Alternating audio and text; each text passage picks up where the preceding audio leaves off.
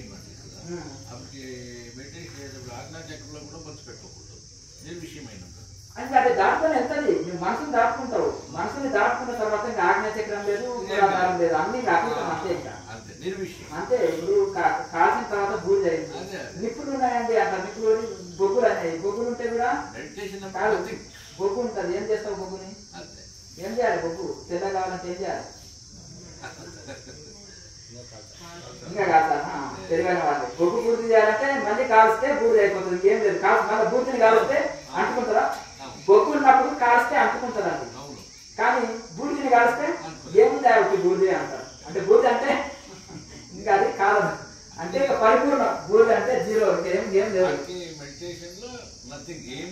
ఇంకా అతీత స్థితిలో వెళ్తున్నాం అట్లానే కానీ దాన్ని ఏమి లేదని శూన్య స్థితిలో లేకపోతే మత్తు స్థితిలో కానీ చాలా మంది ఏమనుకుంటారంటే ధ్యానం అంటే శూన్యము ధ్యానం అంటే ఏమి లేదు దేవుడు అంటే శూన్యము దేవుడు అంటే ఏమి లేదు ఇప్పుడు ఇది ఒక ఫ్యాషన్ అయిపోయింది ప్రతి ఒక్కరికి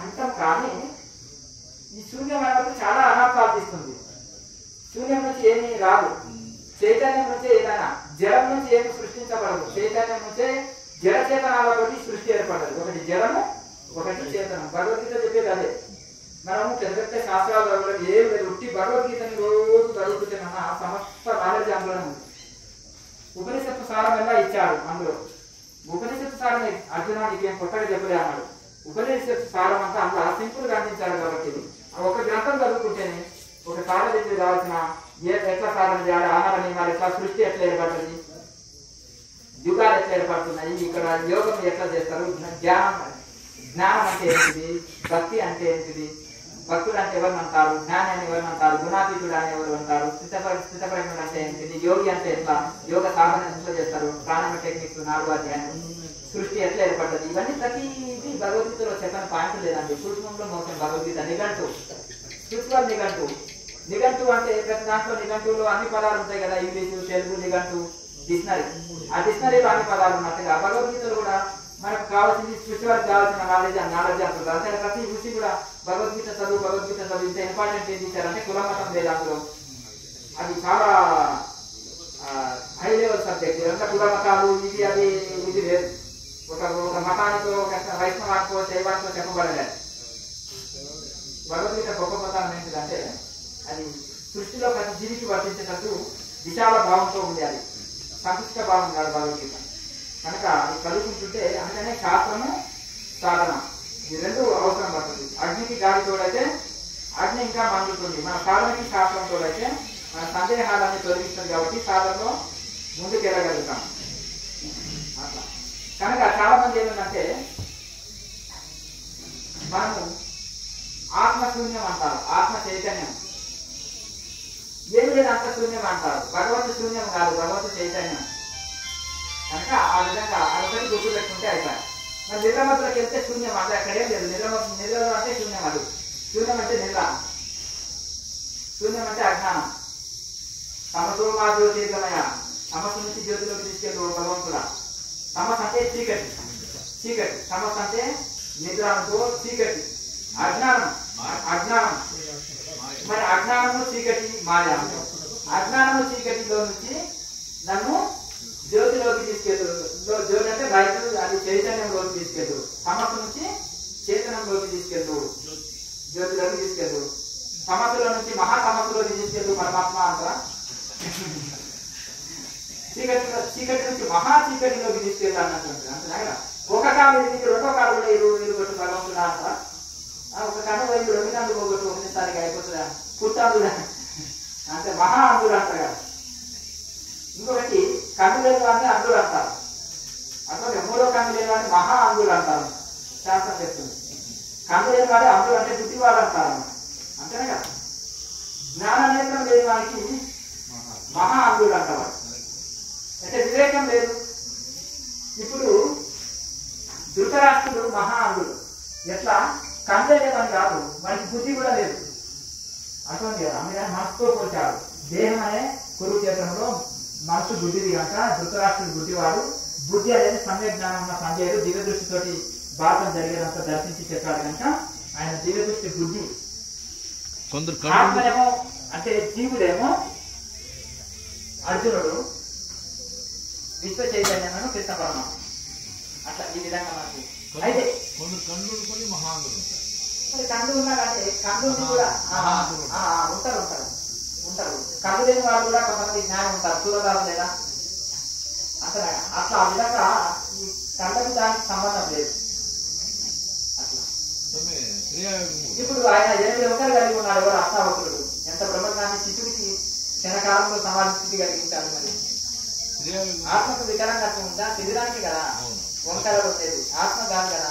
ఒక సభలకు వెళ్ళారు, సభలకు వెళ్ళినప్పుడు ఆయన చూసి తక్కువ అందరు పండితులు, మహాపండితులు, వేద పండితులు నవ్వారు అష్టావకులను చూసి. వీళ్ళ 8 వంకరలు ఉంది. అష్టావకులు అంటే 8 వంకరలు, ఒక వంకర ఉంటేనే నవ్వుతారు, కామెంట్ చేస్తారు. అటువంటి శరీరం 8 వంకరలు ఉంటే ఎట్లుంటుంది? వికలాంగులు కానీ బ్రహ్మ తేజంతో ఉంటున్నారు. వెళ్ళిన తర్వాత అందరూ ఉండి నవ్వేవాడినాక ఈ చర్మకారుల సభకు నన్ను ఎందుకు పిలిచారు అంటారు. అంత చర్మకారులు కాదండి, వీళ్ళు బ్రాహ్మణోత్తములు, వేద పండితులు అంటే చర్మ దృష్టి కలిగి ఉంది వీళ్ళకి. నా చర్మాన్ని చూసి నన్ను అంచనా వేస్తున్నారు. చూసారా? మిరియలు కింద చూడ మీద నల్లగా నుండి కొరికి చూడని వాళ్ళ చురుకు మనం మిరియ కిందనే కానీ నెగ్లెక్ట్ చేసి పుట్టిన కొరికేస్తాను నాలుగు కింద పెట్టుకుని ఒకసారి కొరికిన అనుకో నాలుగు చురుకు అంటది. అవునా కదా? ఒక అవధిలో దాకా ఉన్నవాడు పిచ్చోడు అని ఒక మాట అంటే అనుకో, ఆయన నోటి నుంచి వచ్చిన ఒక వేదాంత వాస్తు చూసేవాడికి మనకి వాత పెడుతుంది. అర్థం కదా? అందుకని సాధు సజ్జనుల స్థితి ఇలా ఉంటున్నాయా అని ఏమని చేయగలుగుతారు. చూస్తే పిచ్చోళ్ళు రాకుంటారు కానీ వాళ్ళు మహావేదాంతులు. ఒకసారి నేను సమాజం ఒక శ్మశానంలోకి వెళ్ళినాను. కెమెరా స్టాఫ్ అన్నాను, స్వామిజీ నాకు వాళ్ళ పిచ్చివాళ్ళు రాయిగడ్డి కొట్టి అని నా ఎంబడి వచ్చిన వాళ్ళు పిచ్చివాళ్ళు కదా ఈ శ్మశానంలో అసలు వయసు అసలైన అవధూతలు ఉంటారు అంటాడు. ఏమో స్వామి విమాన పొజిషన్లో కూర్చున్నాడు, విమానం నాకు ఒక కాలు నడుచుకొని ఒక కాలు దాచుకొని కరోనా పెట్టుకొని కూర్చున్నాడు. నాకు డబ్బులు చూస్తాను నేను రానా శ్మశానంలో అంటే ఏం లేదా బాబు డ్యూబ్లో దిగుతుందా అంటే చూసిన తర్వాత ఆయన నేను మాట్లాడిన తర్వాత నేను ఎవరితో మాట్లాడాను సాధువు కాబట్టి నేను మాట్లాడుతున్నాను అని మంచిగా మాట్లాడిన తర్వాత ఇంకా దంచిపోతున్నాడు. చర్చకుల విద్యార్థి చూసుకున్నాడు. ఈ యొక్క సరదాయి అది ఇది చేస్తున్నాడు. ఆయన కర్ణాటకనంట శ్రీశైలం చిన్నప్పుడే వచ్చారంట, అక్కడే ఉండిపోయారంట. ఇంకా శ్మశానంలోనే కూర్చున్నారు. మొత్తం ఇంకా తపస్సు చేస్తున్నాడు. నన్ను అందరూ పిచ్చోళ్ళే అంటున్నాడు, నువ్వు ఒక్కడివే నన్ను గుర్తించినావు, జ్ఞానం తెలుసుకోవాలంటే జ్ఞానే కావాలి, నువ్వు నన్ను ఒక్కడిని గుర్తించినావు స్వామి అని అంటున్నాడు. అట్లా ఆ విధంగా ఏం స్వామి ఇలా పిచ్చోడు అనుకున్నాను, ఇంత జ్ఞానం ఉందేమో స్వామి అంటే అట్లే ఉంటుంది, సాధు సజ్జనుల శిక్షిస్తూ ఉంటుంది, అందరు కనుక్కోలేరు వాళ్ళు అని. అట్లా కనుక అది అందుకని ఈ చర్మకారుల సభని నన్ను ఎందుకు పిలిచారంటే వీళ్ళు బ్రాహ్మణ పండితులు, వేదాంతులు. అంటే మరి నా చర్మాన్ని చూసి నా శరీరం వంకలే చూశారు కానీ ఆత్మకి మనం వంకర ఉందా అన్నట్టు.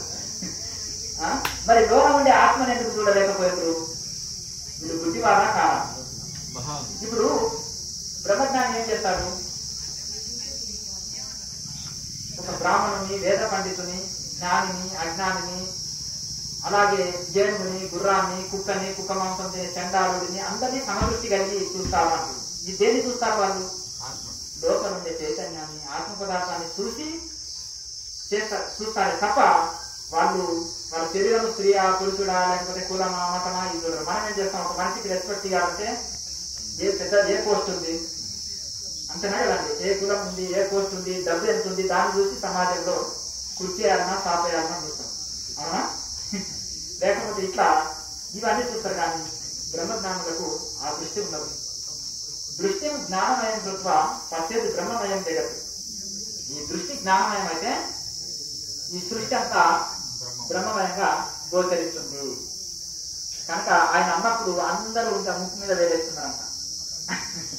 కనుక ఆ విధంగా చర్మాన్ని చూసి అంచనా వేయకూడదు అని ఆ విధంగా కనుక మహానుభావులు మరి అలా ఉంటుంది. కనుక ఈ విధంగా మనకు ఆత్మ దృష్టిని అలవాటు చేసుకుంటే భేద బుద్ధి పోతుంది. భేద బుద్ధి అజ్ఞానము, అభేద దృష్టి జ్ఞానం.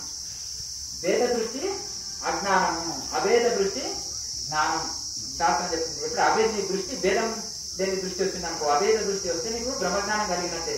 భేద దృష్టి ఉందంటే ఇంకా అజ్ఞానంలో ఉన్నట్టే. అట్లాని ఈ పామున ఆత్మని ఆయన జోలు వేసుకొని పోతాం అనుకోండి, అది గుట్టకొడితే తక్కువ అనిపిస్తుంది. అంటే వివేకం కలిగి ఉండాలి, సమోగుణము ఇది ఉండదు అంటుందా? అట్లా కాకుండా అందుకనే తనతో ఇంతవరకు ఉదయమే చెప్పినాను, ముదితము మైత్రి కరుణ ముదిత ఉపేక్ష అన్నాను. సమత సమాన గుణాలు ఉన్న వాళ్ళ ఎంతో స్నేహం చేయాలి. అజ్ఞానులతోటి కాదు స్నేహం చేసేది. బుద్ధులు రాయేస్తే ముఖం మీద పడేస్తుంది. అలాగే తనతో సమాన గుణుల జ్ఞానులతోటే జ్ఞానులు సాంగత్యం చేయాలి. కనుక మైత్రి చేయాలి. మూర్తి తమ గొప్ప వాళ్ళ చరిత్ర చూసి ఆనందపడాలి. ఒడవలేని పని ఉండదు. దుఃఖంలో ఉన్న వాళ్ళ ఎందుకు దయ కలిగి ఉండాలి. కఠినత్వం పనికిరాదు. అలాగే దుష్టుల ఎందుకు ఉదాసీనత కలిగి ఉండాలి. పట్టించుకోకు. ద్వేషం లేదు, రాగం లేదు, ద్వేషం లేదు, ఏది లేదు. ఉదాసీనంగా చూసి చూడనట్టు పట్టించుకున్నట్టు ఉంటాం. ఉదాసీనత ఉండాలి. అప్పుడు సమాజంలో ఉండగలుగుతాము. ఉన్నా మనకి సమస్య ఉండదు.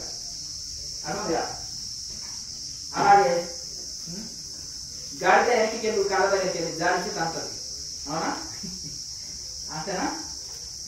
అందుకనే గోవుని ఇలా దూగితే ఆనందం ఉంటుంది. గాడిద ఇది ఏం చేస్తుంది? అలా తనిసుకోవాలంటే గాడిద తనుకోవాలి. గరేకు గరే నిన్నతో దొరాకు, సాధుకు సాధు నిన్నతో దొబాకు. రెండు గాడులు దొరికినాక ఇష్టమా ఎన్ని రోజులకు వచ్చిన మళ్ళీ అని ఎంటికేంటి మరి రెండు తన్నుకుంటాయంట. అంటే ఇద్దరు మురుకులు కలిసినప్పుడు ఒకరినొకరు విపరీతంగా తిట్టుకుంటారు. ఇద్దరు జ్ఞానులు కలిసినప్పుడు ఒకరికొకరు ఇంత జ్ఞానాన్ని పంచుకొని మంచి మాటలు చెప్పుకొని ఆనందపడతారు. చాలా ఆత్మీయత. చాలా ఇద్దరు సాధువులు కలిసినప్పుడు చూడండి నార్త్ ఇండియాలో వాళ్ళ ఆప్యాయత, వాళ్ళ జ్ఞానం ఒకరికొకరు చెప్పుకొని ఎంత ఆనందపడతారు వాళ్ళు. అంతేనా? రెండు గాడులు కనుక్కుంటే వాళ్ళ మర్యాద ఏంటంటే రెండు కనుక్కుంటాయి ఎన్నికకి మంది. వాటి మర్యాద అదే. ఇద్దరు సాధు సత్పురుషులు జ్ఞానులు కలిస్తే రెండు మాట్లాడుకుంటారు ఆనందంగా. కనుక ఎందుకు మరి గాడిదలతో స్నేహం దేనికి? ఎందుకు గాడిద గుర్రానికి ఏంటి? గుర్రానికి ఎందుకు ఇంత విలువ? గుర్రం కింద పడుకోదు. నిలబడితే నిలబడే తింటారు. అందుకని నీట్నెస్ మెయింటైన్ చేస్తుంది. గాడిద ఏం చేస్తుంది అంటే నువ్వు గంధంలో పడేసినా తీసుకొచ్చి బూజులో కొట్టాడు. గడ్డి లేని చోట తిరుగుతారు. అటువంటి స్నానం చేసుకుంటే చేయదు, పనిచేస్తుంది. ఆహారం దొరికే దగ్గర ఉండదు. నీట్నెస్ మెయింటైన్ చేయదు. అందుకనే గాడిని మీరు ఎవరు కూర్చోడానికి ఇది కాదు. గుర్రం చాలా నీట్నెస్ మెయింటైన్. ఎందుకంటే కింద పడుకుంటే మట్టి అది అంటుంది కదా, కింద పడుకోదు. చక్కగా నిలబడి నిద్రపోతుంది, నిలబడే తింటది.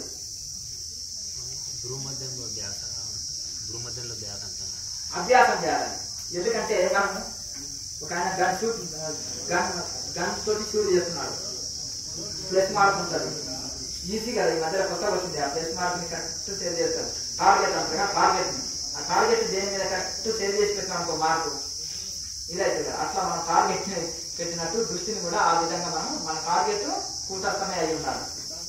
అదో అర్జునుడికి బాగా వచ్చినప్పుడు ఏం కనిపిస్తుంది అంటే చెట్టు మీద పక్షి యొక్క కనుకుంటే కనిపించింది. అబ్బా చెట్టు కొమ్మలు ఆకులు ఏం కనిపిస్తుంది. ఒక ఆయన చెట్టు కనిపించింది, ఒక ఆయన కొమ్మలు కనిపించింది, ఒక ఆయన పక్షి కనిపించింది, ఆయన కనుకుంటే కనిపిస్తుంది.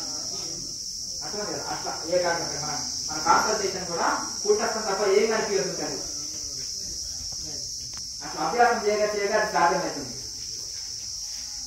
మరి వివేకానంద స్వామి ఎంత ధ్యానం చేస్తే 5 నిమిషాల 1000 పేజీల పుస్తకాన్ని చెప్పగలుగుతారు. ప్రతి చాప్టర్ లో ప్రతి పేజీలో ఉండే మ్యాటర్ అంతా చెప్పగలిగారు. మరి ఎంత ధ్యానం చేసి ఉంటుంది. ఆయన శరీరాన్ని అంత ప్రపంచాన్ని మర్చిపోతారు ధ్యాన స్థితిలో. ఒకసారి విశ్వ మహాసభలో అయ్యే మాట్లాడదు. అయితే విశ్వ మహాసభలో క్రిస్టియన్ మతం గొప్పది, వైట్ పీపుల్స్ ది గ్రేట్ అనుకోవడానికి సభ సొంత డబ్బు కొట్టుకోవడానికి ఏర్పాటు చేస్తున్నాం. ఈయన వెళ్ళేసి హైందవ ధర్మం గొప్పది, వాళ్ళని పొగిడినట్టే పొగిడారు. కానీ హైందవ ధర్మమే గొప్పది, సనాతన ధర్మమే గొప్పది అని నిరూపించారు ఆధారాలతో సహా. నిరూపించినప్పుడు వాళ్ళకి ఏమైంది? మనకు లోకంలో కూడా కుళ్ళుకొని పోతున్నారు. అందరూ ఉంటారు కదా, మతశాంతస్తులు ఉంటారు కదా, ప్రతి ఒక్కరు మిగతా ఒప్పుకుంటున్నారు కానీ ఆ ఉంటారు కదా మాస్టర్స్. ఇంకా ఆయనని యూత్ చాలా ఆకర్షితులవుతున్నారు. క్రిస్టియన్స్ అంతా ఆకర్షితులై చాలా బ్రహ్మాండం పడుతున్నారు. అప్పుడు కొంతమంది యూత్ ఏం చేశారంటే కొంచెం కాల్ చేస్తే అయిపోతుంది కదా అని ఒకసారి ఆయన ఒక చెట్టు కింద కూర్చున్నప్పుడు స్వామిజీ నువ్వు ధ్యానం బాగా చేస్తామంటారు, దీంట్లో బాగా నేర్పుతామంట, మాకు ధ్యానం నేర్పండి అంటే ఆయన ధ్యానం చెప్తూ ధ్యాన స్థితిలో వెళ్ళిపోయాడు. అర్థంగా ధ్యాన స్థితిలో వెళ్ళిపోయాడు. సమాధి స్థితి కలిగింది, మాట ఆగిపోయింది. ఇక ఇదే సమయం అని వాళ్ళ దగ్గర రకరకాల సిస్టమ్స్ ఉన్నాయి. ఎక్కడ కాల్చినా కానీ 1 ఇంచ్ పక్కనగానే వెళ్ళిపోతున్నాయి. ఆయనకి ఏమి కాదు, మొత్తం ఖాళీ అయిపోయినాయి. అమ్మాయి ఇది ఏదో ఒక పవర్ ఉంది, ఒక ఆరా ఈయనని రక్షిస్తుంది అని చూసి శరణాగతి పొంది మెడిటేషన్ అంటే ఇట్లా చేయాలి కదా. శరీరాన్ని కూడా మర్చిపోయి కొంగ చెప్పం కాకుండా కొంగ ఏం చేస్తుంది, 1 కాలు మీద కూర్చుంటుంది, 1 గంట సేపు 2 గంటల సేపు. చేప రాగానే తక్కువ పడుచుకుంటుంది. కొంగ చెప్పం అంటారు కదా, అంతేనా కదా. కొంగ చెప్పం కాకుండా ఒంటి కాళ్ళ మీద కూర్చుంటుంది నీళ్ళలో ఒంటి కాళ్ళ మీద జపం చేస్తుంటది కొంగ. దేనికోసము? సగం కళ్ళు మూసి సగం తెలుస్తుంది కొంగ, తెలుసా? సగం కళ్ళు తెచ్చి సగం మూసి ఇక ఇలా చూస్తూ ఒంటి కాళ్ళ మీద జపం చేస్తుంది. దేనికి? చేపల కోసం. అది కూడా మురికి గుంటల్లో ఉంటుంది కొంగ. చేపలు ఉండే గుంటల్లోనే చిన్న చిన్న దాంట్లో ఉండి ఒంటి కాళ్ళ మీద జపం చేస్తుంది చేపల కోసం. అటువంటి అది కాదు, కనుక కాంత కోసం కాదు మనం చేసి చెప్పాలి. అటువంటి కదా. అదే హంసలు ఏముంటాయి? మానస సరోవరంలో తామర కొలంలో విహారం చేస్తాయి, మురికి గుంటల్లో ఉండవు. హంస 6 నెలలే బ్రతుకుతుంది, తెలుసా మీకు ఆ విషయం? రాజహంసలు డైమండ్స్ తింటాయి. రాజహంస ఏం తింటది? డైమండ్స్. అది మానస సరోవరంలో ధ్యాన స్థితిలో ఉన్నప్పుడు ఏ కొండలో డైమండ్స్ హిమాలయస్లో దొరుకుతాయి. డైమండ్స్ ఎక్కడ ఉంటాయి? ఎక్కువ హిమాలయస్. పక్క కూడా హిమాలయస్. అలాగే శిలాజిత్ లాంటివి కూడా హిమాలయస్. అది ఏ కొండల్లో ఉందో తెలిసిపోతుంది, దానికి పోయి తినేస్తుంది. మామూలుగా అడుగుతుందా డైమండ్? జీర్ణంగా దానికి అడుగుతుంది, దానికి అడుగుతుంది, జీర్ణం చేసేస్తుంది. కోడికి బంగారు దింపి, బంగారు అమ్మవారికి నగలు ఉంటాయి కదా వీళ్ళకి, అవన్నీ గింజలని కోడి ముందర తినేస్తుంది. కోడి ఎప్పుడు తింటుంటది? కోడి లాంటి చిన్నపిల్లలు ఎప్పుడు తింటూ ఉంటారు. వీళ్ళు కూడా అంటారు కదా, చిన్నపిల్లలు కోడి లాంటి వాళ్ళు ఎప్పుడు తింటుంటారు. ఎక్కువ తినరు, ఊరుకోరు, ఎప్పుడు భోజనం అంటుంటారు. కోడి కూడా సాయంత్రం వరకు గింజలు వేస్తుంటుంటారు, తినకుండా ఊరుకోరు. అంటే అంత జీర్ణశక్తి పెరుగుతుంది. కోడితో పోలుస్తారు ఎప్పుడు తినేవాళ్ళని, కోడి లాంటి ఎప్పుడు తింటుంటారు ఇతనని, అది తింటుంటారు. అది బంగారు వేస్తే ఆ కోడి టక బంగారు అది తింటదనుకో, అది ఉంటాయి కదా. ఇప్పుడు నగలు ఉన్నాయనుకోండి, ఆ గుండ్లు ఉన్నాయనుకోండి, అవన్నీ దాని ముందర వేసినప్పుడు అది టక తినేస్తుంది. తినేసినాక ఆ కోడిని పోసిన పొట్టలు ఏముండదు, జీర్ణం అయిపోతుంది. వితిన్ నిమిషాల్లో జీర్ణం చేసేది. అంటే కోడి యొక్క జీర్ణశక్తి చాలా, ఒక్కొక్క జీవికి ఒక్కొక్క శక్తి ఇచ్చాడు భగవంతుడు, అంత జీర్ణశక్తి ఉంటుంది. కనుక అది మరి డైమండ్స్ అడిగించేది ఏంటంటే రాజహంస. హంస పాలు తాగుతుంది, హంస పాలు తాగుతుంది. రాజహంస రత్నాలు తింటాయి, రత్నాలు డైమండ్స్. ధాన్యాలు ఏదో దొరుకుతాయి అక్కడ హిమాలయస్, దానికి డైమండ్స్ దొరుకుతాయి కనుక డైమండ్స్ తింటారు.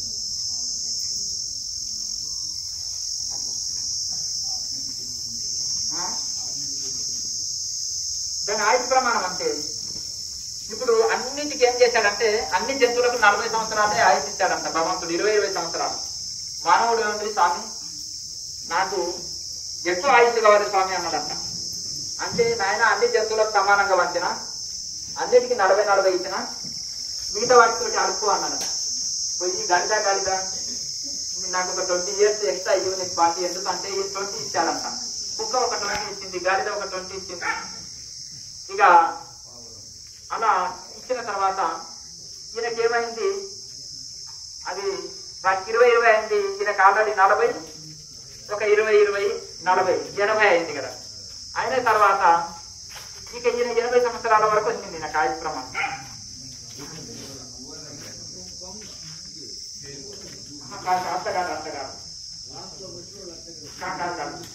అట్లా కాదు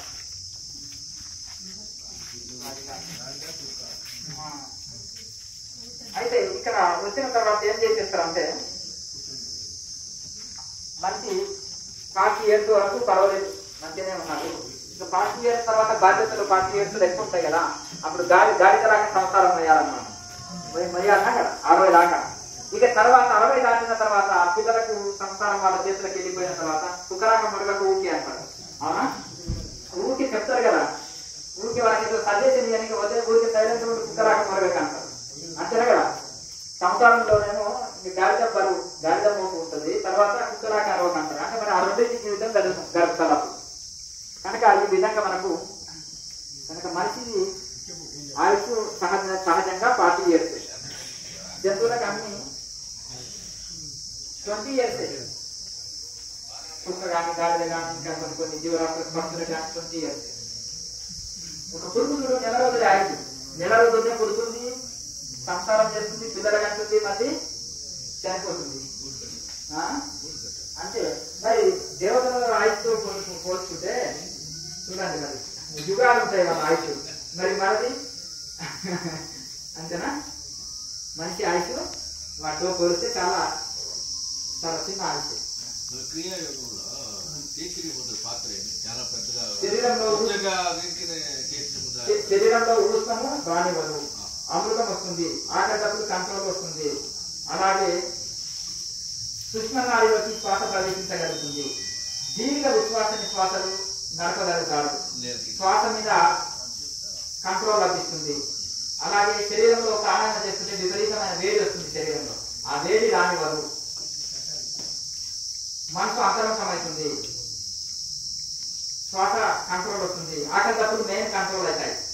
ఒక 3 రోజులు ఆహారం తీసుకున్నా లోపలికి రాదు, నీరు తీసుకోకుండా ఏమి దాహం కూడా లేదు, ఆకలిటప్పుడు కంట్రోల్ వస్తాయి నేను అట్లా. మరి ఋషులు హిమాలయంలో అడవుల్లో ఉంటారు, మరి వాళ్ళ ఆకలిటప్పుడు ఇవన్నీ కంట్రోల్ వస్తాయి. చైతన్యం ఉండి సాధనలో ఉంటారు కాబట్టి, సమాధిలో ఉంటారు కాబట్టి ఎన్ని రోజులైనా ఉండగలుగుతారు.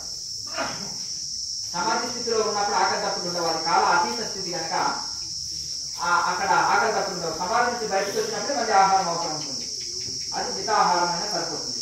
కొంతమంది నిరాహార స్థితి అందుకున్న వాళ్ళని సిద్ధావస్థ, ఇంకా మామూలు వాళ్ళు ఏదో ఏదో రుచి అంతగా కొంచెం తీసుకుంటారు, ఎప్పుడో వాళ్ళకు అవసరం అనిపించినప్పుడు, అట్లా బయటికి వచ్చినప్పుడు, సాధన నుంచి బయటకు వచ్చినప్పుడు. సాధన అతీత స్థితి కనుక. ఇంకా డౌట్ ఉన్నాయా? గమ్యము ఆత్మదర్శనము. ఆత్మదర్శనము భక్తుడికి ಯಾವ రూపంలో ఒకే రూపమేనా? జ్యోతి, అందుకని దానికి ఒక ముద్ర కూడా ఉంటుంది. ఆత్మానుభూతి పొందాలంటే జ్యోతి ముద్ర బాగా వేయండి, ఆత్మ ప్రకాశాన్ని దర్శనం చేసుకోగలుగుతారు. అర్థంగా సూర్యుడు ఉన్నాడు, మేఘాలు ఉన్నాయి, కనిపించడు, మేఘాలు దొరికితే కనిపిస్తాడు. మనకు ఈ పరదాయికి ఆవరణ ఉంది. దేవుడు ఇప్పుడు విగ్రహానికి పంతులు గారి ఇట్లా మనకు పరద చేసినట్టు విగ్రహానికి పరద తీస్తే దైవం కనిపిస్తుంది. అలాగే మాయ ఆవరణ పొర అనేది సూర్యుడికి మేఘాలు ఉన్నట్టు మనకి కూడా పరదాయికి ఆవరణ ఉంది. ఆవరణ తొలగించుకోవాలంటే జ్యోతి ముద్ర వేయండి. ఆత్మ ప్రకాశాన్ని సత్యశిఖాయ మధ్య పరమాత్మ వ్యవస్థిత నీలతోయత మధ్య విద్యుత్ లేకైన భాస్వత. విద్యుత్ లేక వల్ల ఆత్మ చైతన్యం మీ కుటస్థంలో వెలుగుతుంది. విద్యుత్ లేక అంటే వెలుగుతీగా తట్టుకోలేనంత కాంతి వస్తుంది. అంత కాంతి విధంగా మీ ఆత్మ చైతన్యం మీ కుటస్థంలో ఉంది. సత్యశిఖ మధ్య సత్యశిఖాయ మధ్య దశవిధ లైట్ కలర్లు, దశవిధ నాదాలు, కాంతి తిరిగినాకట్ట అన్ని వస్తాయి. మీరు ఇప్పుడే క్రియాయోగంలోకి వచ్చిండ్రు, ఎన్నెన్నో రకాల సామాన్యులు కాదు, ఎన్నెన్నో సాధనలు చేసి అంత ప్రపంచం అంతా ఒక రౌండ్ కొట్టేసిండు. అర్థం కదా, మొత్తం తిరిగి తిరిగి తిరిగి తిరిగి వడగట్టేసి ఇంకా నయం కట్టబట్టుకోకుండా వచ్చింది అంతేనా కదా. నువ్వు బ్రహ్మచారి పెళ్లి చేసుకోలేదు, నీ స్థితి వరకు ఏముంటాలి పెద్ద ఒక పీఠానికి. కర్ణాటకలో ఊరికి ఒక మఠం ఉంటుంది, దానికి ఒక 20 ఎకరాలు 10 ఎకరాల పొలం ఉంటుంది తెలుసా. కర్ణాటక ఏంటంటే ప్రతి ఒక 8 రొట్టెలు 4 సంచులు నింపుతారు. ఎవరు అయినా ఇక సాధువులు వెళ్ళారనుకో, ముత్తయ్యను లేకపోతే ఏమంటారు ముత్తయ్య అంటారు, లేదంటే అప్ప అంటారు, తాత అంటారు, ఏదో ఇక స్వామి అంటారు. ఇచ్చి వాళ్ళ రొట్టెలు పప్పు వేసిస్తారు అంతే. ఇంట్లో చేసుకున్న రొట్టెలు ఏం చేస్తారంటే 4 రొట్టెలు తీసుకొని ఆశ్రమం కాడ పెడతారు. ఇన్ని జమ సంచి నింపుకొని పోయి వేస్తారు. ఆ 2 రొట్టెల్లో ఇంత పప్పు పచ్చడి వేసి ఇక ఇస్తూనే ఉంటారు. ప్రతి ఊర్లో ఇక తలపాక కట్టుకొని ఒక పీఠాధిపతి ఉంటాడు, చేసిన కర్ర పట్టుకొని భజన చేస్తుంటారు. ఇక రకరకాల ప్రతి ఊర్లో పల్లెటూరులో ఒక మఠం ఉంటుంది. అటువంటి కదా నీ ఒకరిలో మఠం కట్టుకున్నట్టున్నావు ఇంకా ఇంకా మరి అదే ఒక మఠం ఉంటుంది. మరి ఈ స్థితిలో నువ్వు ఉన్నప్పుడు మరి ఈ లోపల నువ్వు మొత్తం ఇది తిరగాలి, ఇది కావాలి. రకరకాలుగా మనం అనుసరించాము. అందుకనే ఇంట్లో తిన్నట్టుగా సూటి మార్గం చెప్పేటోళ్ళు లేదు, నట పెట్టేటోళ్ళే ఉన్నారు అంతా. అందుకనే కరెక్ట్గా గురువులు ఏంటే గుర్తెట్టుకోవచ్చు. అర్జునికైనా వాళ్ళ అబ్బకైనా తాను చేయలేక కలెక్ట్ విశ్వరాజరామ అర్జుడు అంటే ఎవరు? బ్రహ్మ. వాళ్ళ అబ్బ అంటే ఎవరు? విష్ణుమూర్తి. చూసారా, అంటే బ్రహ్మ విష్ణులకైనా గురువులు ఏంటి సాధ్యపడదు అంటున్నారు. అర్థం కదా. ఈయన జనక చక్రవర్తి ఎవరిని యజ్ఞవర్తులు పిలిచారు, నా ప్రశ్నలకు జవాబు చెప్పండి స్వామి. 1000 గోవులు కొట్టుకొని పో, బంగారు పథకాలతో కూడిన గోవులు, ఎవరు బ్రహ్మజ్ఞానంలో అది కొట్టుకొని పోండి అంటే ఆయన కొట్టుకొని, నాయన మన ఆశ్రమానికి గోవులే సంపద కదా ఆ కాలంలో ఆశ్రమాలు, ఈ గోవులు తోలుకొని వెళ్ళండి అంటే, స్వామీజీ ఆగండి, ఇంతమంది సభలో నేనే బ్రహ్మజ్ఞాని అని ఎట్లా చెప్తున్నారు? ఆ దాత ఏం చెప్పాడు? మన అది జనక చక్రవర్తి ఏమన్నారు, ఇందులో మీరు ఎవరు బ్రహ్మజ్ఞానంలో వాళ్ళు నిశ్చింతగా తోలుకొని వెళ్ళండి అన్నారు. ఇంకా అప్పుడే తోలుకొని వెళ్ళండి అంటావా? మాకు జవాబు చెప్పకుండా ఇంతమంది పండితులు, మహాపండితులు, వేద పండితులు, యమహిమీలు ఉన్నారు. మరి వీళ్ళ మీద వాదన చేసి మీరు వీళ్ళని గెలిచిన తర్వాత కదా నువ్వు తోలుకొని వెళ్ళేది, ఊరికి తోలుకొని వెళ్ళండి అంటే ఎట్లా? దానికి 1000 గోవులు బంగారు పథకాలతో ఉంటున్నాయి, ఇంకెవరికైనా ఉంటది కదా. అయితే అన్నప్పుడు ఆయన ఇంకా వాళ్ళంతా అందరినీ వివరించాడు.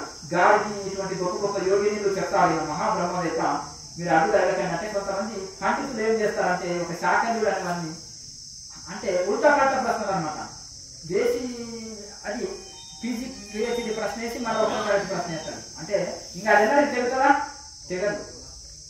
అట్లా హింసిస్తాడు.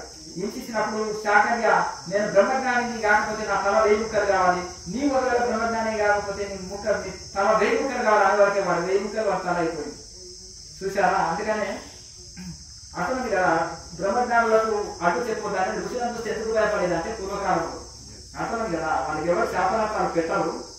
అటువంటి కదా అది ఒకటి అంటారు కదా, దాన్ని అంటారు కదా అడుగుటే కానీ అజాత శత్రువు అడిగిన రోజు అంటారు కదా, ఓ దుర్యోధన కర్ణుడు కృపాచార్యులు వీళ్ళందరూ చూసి విరోధిస్తున్నావు, జస్ట్ ధర్మరాజు అడిగితే చాలు నీ కురువంశం కూలిపోతుంది అంటారు.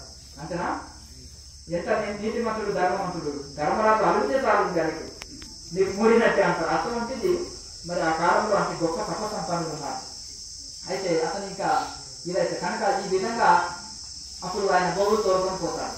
అయితే అటువంటి గొప్ప గొప్ప వాళ్ళ దగ్గర కూడా ఆయన బోధనలు విని విని సత్సంగాలు చేసి ఉన్నారు ఎవరు, జనక చక్రవర్తి.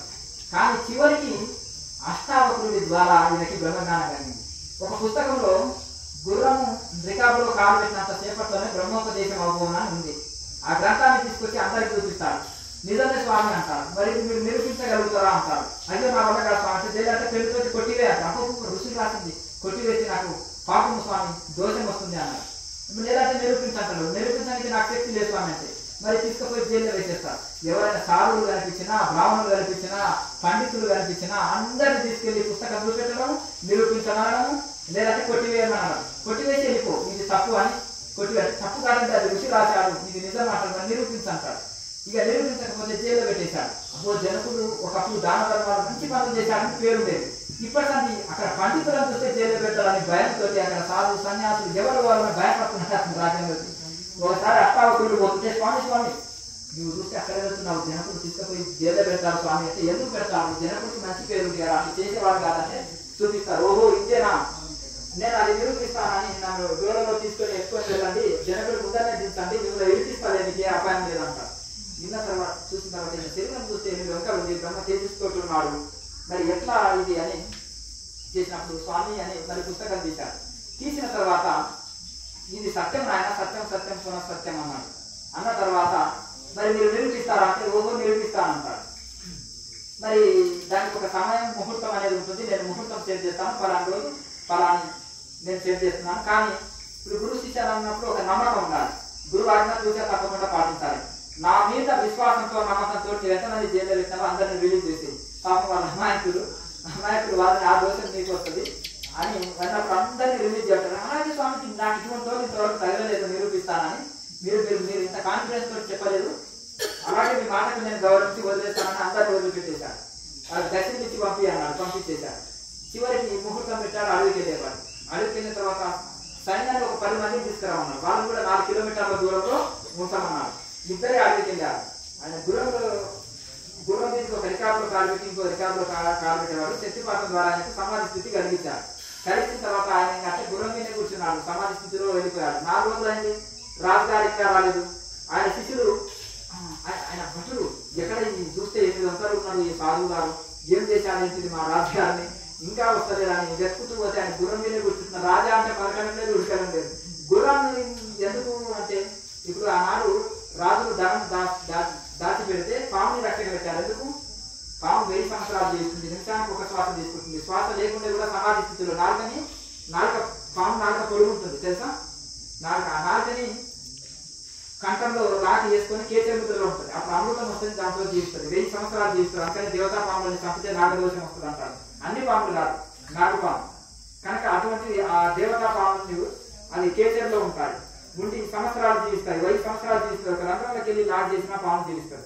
కనుక పాముని ధనంకాడ కాపలు పెడతారు. కుక్కర్ వేస్తే 20 ఏళ్ళు బ్రతుకుతే రొట్టె చేయాలి దానికి, అవునా? అదే పాము అనుకో, పాము 1000 సంవత్సరాలు బ్రతుకుతుంది, ఆహారం పెట్టకుండా సరే. మట్టి తిన్న పాము నాకు పిల్లవాడు కలవడు అంటారు పల్లెటూరులో. అర్థం మట్టి తిన్న పాము కలవదు, ఆకలిలో మట్టి కూడా తింటుందంట. గాలి కూడా తిని బతుకుతుంది. గాలి లేకుండా ఉండదు అనుకో, కేచర్లో ఉంటుంది. సమాధి స్థితిలో ఉంటుంది. మట్టి తిని ఉంటుంది, గాలి తిని ఉంటుంది. అది కూడా దొరకలేదనుకో, రంధ్రాలకు వెళ్ళి సీల్ చేసినప్పుడు ఆక్సిజన్ అంటారు కదా, కొద్దిసేపు ఆక్సిజన్ అందుతుంది, తర్వాత అందరు మరి ఏం చేయాలి? దాని పరిస్థితి కేచర్లో ఉంటుంది, అప్పుడు సమాధిలో ఉంటుంది పాము. అందుకని పాముని కొట్టరాలని చంపరాలంటారు. చంపినా మళ్ళీ బ్రతికొస్తుందని నాగపాముని కాలుస్తారు. గాలి కలిపితే చల్ల గాలి కలిపితే సార్ మళ్ళీ బ్రతికొస్తుంది. కనుక దాన్ని ఎవరైనా తొక్కినా గుర్తుపడుతుంది సంవత్సరం తర్వాత అయినా, అంతా ఇది ఉంటుంది. కనుక ఆ విధంగా మరి ఆ స్థితిలో ఆయన ధ్యాన స్థితిలో ఉన్నాడు. గుర్రం ఇంతవరకే చెప్పినాం, నిలబడి నిలబడుతుంది. అది ఎట్లున్నది? 4 రోజులు కథలాది అమ్మడానికి గుర్రము కింద పడుతుంది, నిలబడి నిలబడుతుంది. రాజు కొమ్మటనే పోతుంది. ఆ శిక్షణ పొందిన గుర్రాలు యుద్ధంలో మరి అటువంటి గుర్రాలు చాలా రాజుకు సహాయం చేస్తాయి. శిక్షణ పొందిన గుర్రం కాబట్టి రాజు కొమ్మటనే పోవాలి, ఆగమంటే నిలబడి అక్కడ ఆగాలి. కనుక అది నిలబడి నిలబడుతుంది కాబట్టి నిలబడి ఉన్నది, నిలబడి ఉన్నాడు. అట్లా 4 రోజులు అక్కడ అయిన తర్వాత వచ్చిన తర్వాత అయ్యో మా రాజుగారికి మంత్రం వేసిపోయాడు గురువుగారు, మీరు చూస్తే మీరు ఒంటరి ఉన్నాడు, సామాన్యుడు కాదు అని ఎక్కడున్నాడో పట్టుకొని రావాలి, మన రాజుగారిని సామాన్య స్థితిలోకి తీసుకొచ్చేటట్టు చేయాలని వెళ్ళారంట. ఆయన ఏదో అక్కడ పక్క ఊరికి వెళ్ళారు, రిటర్న్ వస్తున్నాడు. మీరు ఆ విషయంలో ఆ సాధువు గారిని ఏమన్నా కానీ ఏమనకపోతేనే మన రాజుగారి స్థితి ఇట్లా చేసినాడు, ఇంకేమన్నా అంటే మన రాజుగారి మనకు రాదు.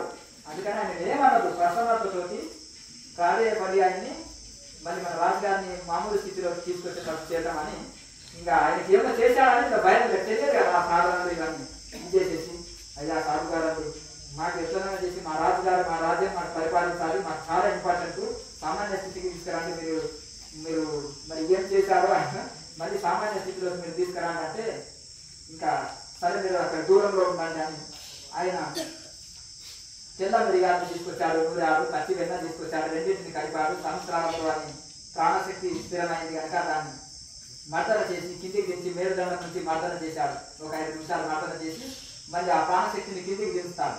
దించిన తర్వాత అప్పుడు గురు శిష్య సంవాదం, అది అష్టావక్ర గీత. జ్ఞానికి అజ్ఞానికి మధ్యలో సంవాదము భగవద్గీత. కృష్ణుడు జ్ఞాని, అర్జునుడు అజ్ఞాని. అలాగే అష్టావక్ర గీత గొప్పతనం ఏంటంటే గురువు జ్ఞానే, శిష్యుడు జ్ఞాని, ఇద్దరి జ్ఞానుల మధ్యలో సంవాదమే అష్టావక్ర గీత. కానీ ఆయన పరిపూర్ణుడు అయ్యిందా కాలేదని మళ్ళీ ఇక టెస్టుల కోసం ఆ ఇద్దరు సంవాదం జరుగుతుంది. ఎక్కడ రాజ్యం, ఎక్కడ ప్రజలు అంతా నా స్వస్వరూపం తప్ప నాకేమీ కనిపిస్తలేదు, ఈ ప్రపంచం అంతా నా స్వస్వరూపం తప్ప నాకేమీ కనిపిస్తలేదు అంటారు. జనకుడు ధ్యానస్థితిలో ఉంటే కుటీరాలన్నీ అంటుకుంటే అందరు వెళ్ళిపోయారు సాధువులు, కానీ ఈయన మాత్రం వెళ్ళకుండా అక్కడే కుటీరం కారిపోతున్నా ఉంటాడు. ఒకసారి అంత స్థితప్రజ్ఞుడు జనకుడు. అందుకనే భగవద్గీతలో రాజస్థితిలో జనకులు లాగా ఉండాలి అని భగవద్గీతలో చోటు చేసుకున్నది ఆయన పేరు.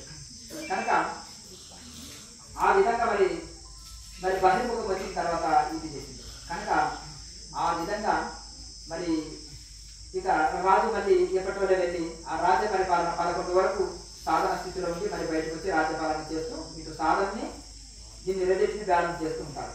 అయితే ఒకటి ఏంటంటే ఇప్పుడు కనుక ఇప్పుడు బుద్ధుడు ఇంత సాధన చేశాడు కానీ ఏం లేదు, అంత శూన్యం అన్నాడు. అక్కడ పేరైంది కదా నిరీశ్వరవాదులు అంటారు. అంటే నాస్తిక గ్రంథాలు, ఆయన రాసిన గ్రంథాలు ఎంత చేరింది నాస్తిక గ్రంథాల్లో చేరుతుంది. నాస్తిక దర్శనాలు 6 ఉంటాయి, ఆస్తిక దర్శనాలు 6 ఉంటాయి, శేర్ దర్శనాలు. మరి నాస్తిక దర్శనాల్లో చేరుతుంది. ఎందుకంటే ఈయన ఋషులనే కాకపోచ్చాడు, సామాన్యుడేం కాదు కానీ ఏ ఋషి పేరు వాడుతాడు. ఋషుల దగ్గర శిక్షణ తీసుకున్నాడు, నేను కొత్తది అనుకుందామని పోయాడు. అందుకని యుక్తాహార విహారాన్ని కాపీ పెట్టాడు, మధ్య మార్గం అనేది భగవద్గీతనే కాపీ పెట్టాడు. అలాగే ఇంకా కొన్నిటిని చాలా అడుగు చేశాడు. కానీ ఆయనకు ఏం చేశారంటే ఎన్ని రోజులు ఆయన సాధన చేసిన ఆ స్థితికి అందుకోకపోతే కొద్దిగా మొండి పట్టుదలతోటి దేహం త్యాగేవ కార్యం సాధేవ అని కూర్చున్నాడు. దేహాన్ని ఇక్కడ త్యజిస్తాను, ఏదో ఒకటి సాధిస్తానని కూర్చున్నాడు. కూర్చున్నప్పుడు ఆయన అంత సాధన చేసి అంత శూన్యమే అన్నాడు, దేవుడు లేదన్నాడు. అందుకని అక్కడ పేరైంది ఆ మతం. ప్రతి మతము దేవుడు ఉన్నాడని ఒప్పుకుంటుంది. అందుకని గురువు లేదే గురు చెట్లు తెలుసును అతనికైనా వాడిని అయిపోతాయి.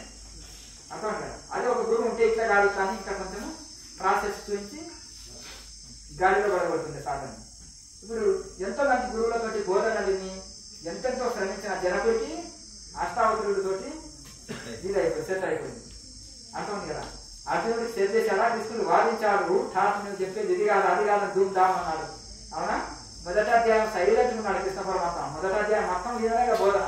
అర్జునుడు 2వ అధ్యాయంలో కూడా 2-3 ముక్కలు ఉండవే బాబు, అజ్ఞాని లాగా జ్ఞాని లాగా మాట్లాడుతున్నావు అంత అంతేనా శుద్రం హృదయ దౌర్బల్యం వివేకానందకి నచ్చిన శ్లోకం శుద్రం హృదయ దౌర్బల్యం ఒక వీరుని పట్టుకొని నవ్వుతున్నట్లాగా మాట్లాడకపోయా అంటే ఎంత పౌరుషం వస్తుంది అతనికి అట్లా ఆ విధంగా అతనికి రోషం రావాలని ఆ మాట అంటారు కృష్ణ పరమాత్మ కనుక ఈ హృదయ దౌర్బల్యం అన్నది ఆ దౌర్బల్యాన్ని వదిలిపెట్టేసి అని ఆ విధంగా కట్ట ఉత్తిష్ట బాలుగా దేశం నడుము అంటే నడుము కట్టి నిలబడవయా అంటారు నడుము బిగించి నిలబడవయా అంటారు అట్లా అందుకని ఆ విధంగా మరి ఈ విధంగా మనకు ఎన్నో విధంగా ఇది చెప్పడం వల్ల ఎందుకంటే మనకు వాళ్ళకు అంటే అజ్ఞాన స్థితిలో ఉండే ఒక శిష్యుని కూడా ఒక మంచి గురువుగా అంటే అతను ఒక బ్రహ్మజ్ఞానిగా తయారు చేయగలుగుతాడు తండ్రి ఉన్న ఆస్తి ఇస్తాడు కానీ గురువు తనంతవాన్ని చేస్తాడు అంటారు కబీర్ దాస్ అయితే కబీర్ దాస్ ఒక నార్మల్ గృహస్థుడు మతం నేర్చుకుంటుండేవాడు ఆయన దగ్గరికి వేల మంది సత్సంగం కోసం చుట్టూ ఉండేవాడు ఉన్నప్పుడు పెద్ద పెద్ద పీఠాధిపతులు వేదాంతంలో పిహెచ్డీ చేశారు మహాసంపన్నులు బ్రహ్మచారులు సన్యాసులు పీఠాధిపతులు యమాయములు కాశీలో అటువంటి వాళ్ళకు ఒక అసూయ ఏర్పడ్డది అదే కబీరు మద్దం చేసుకుంటాడు మామూలు గృహస్థుడు 1000 మంది సత్సంగానికి ఉపదేశం కోసం పోతారు 1000 మంది చుట్టూ కూర్చుంటారు మన దానికి ఉపదేశానికి వస్తలేరు మన దానికి సత్సంగానికి ఎవరు వస్తలేరు ఏంటిది అంటే అయ్యా కబీర్ గారు ఏ మంత్రం వేస్తున్నావు నువ్వు వాళ్ళకి అని అంటే నేను ఏం మంత్రం వేస్తున్నాను ఇక్కడ పూల వాసన వచ్చింది తుమ్మెలు ఎగబడ్డాయి అంతేనా కదా పూల సువాసన వచ్చినప్పుడు తుమ్మెలను పిలవాలన్నా రండి రండి అని అంతేనా కదా ఆటోమేటిక్గా తుమ్మెలు పరిగెత్తుకొని వస్తాయి అడవి నుంచి మన పెరట్లోకి వస్తాయి అడవి నుంచి వచ్చేసి మకరంగా తీసుకొని పోతాయి ఎక్కడెక్కడికి వెళ్ళో వచ్చేస్తాయి కనుక అక్కడ పూల వాసన వచ్చింది కానీ అందుకని తుమ్మెలను ఎగబడ్డాయి అంటారు కబీర్ దాస్ ఇందులో చాలా చమత్కారంతో ఉంటాయని చాలా అద్భుతమైన పదజాలంతో చదువు రాదు ఆయన నోటి ముంట పలికిన ఆ దోహాలని శిష్యులు రాశారు రత్నాకరుడికి చదువు రాదు కానీ నారదుని సాంగత్యంతో తపస్సు చేసి ఋషిగా వాల్మీకిగా మారిపోయాడు తపస్సు ఇట్లా ఉంటుంది వేదవ్యాసుడికి చదువు రాదు చిన్నప్పుడే తపస్సుకి వెళ్ళాడు వేద రచత గణేశ లిఖిత మహాభారత పుణ్యకథ వేదవ్యాసుడు చెప్పాడు గణేశుడు రాశాడు అది చదువు స్థీననే రాస్తుంది కనుక గురు శిష్యుడు వాళ్ళిద్దరు శివుడి శిష్యుడు సుఖయోగి వేదవ్యాసుని కుమారుడైన సుఖయోగి శివుని యొక్క శిష్యుడు సుఖయోగి అలాగే ఈ యొక్క శివుని కుమారుడు వేదవ్యాసుని శిష్యుడు అట్లా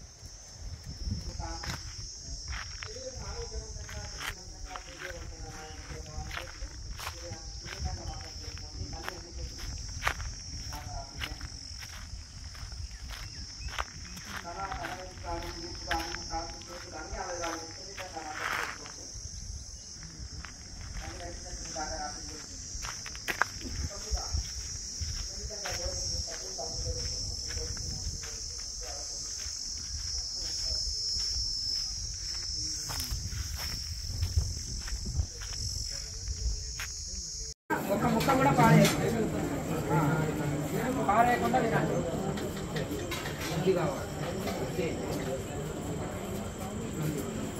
పారవేదు ఏది కూరగాయ ముక్కలు మంచిగా తినాలి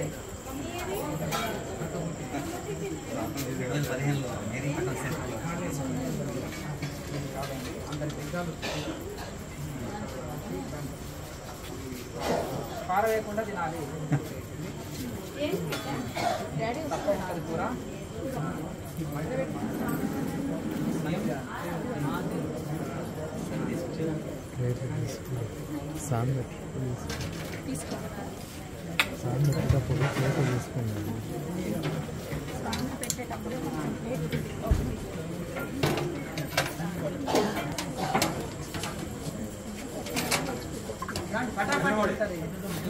అన్నం తీసుకోండి ఇద్దరు పట్టించండి అన్నం ఇద్దరు తీసుకోండి అయ్యా